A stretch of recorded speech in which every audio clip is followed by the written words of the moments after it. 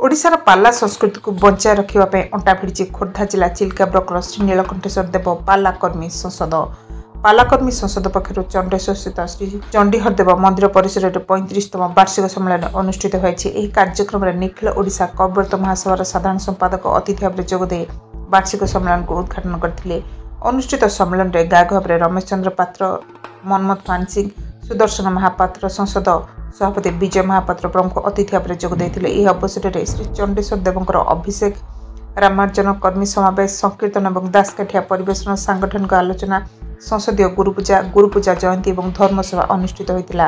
यह संध्यारे राज्य विभिन्न प्रांतर आसथिबा दक्ष पाला कलाकार द्वारा पाला परिवेशन करा। शेष में आयोजक संसद पक्षर पाला संस्कृति को बचाई संघर्ष करुवा पाला गायक पालिया मान उत्तरीय पुष्पगुच्छ दे संबर्धित करा। राज्य सरकार ओडिशार पाला संस्कृति को बचाई तुरंत पदक्षेप नेबाकू अतिथि माने राज्य सरकार को निवेदन कर। Mobile TV.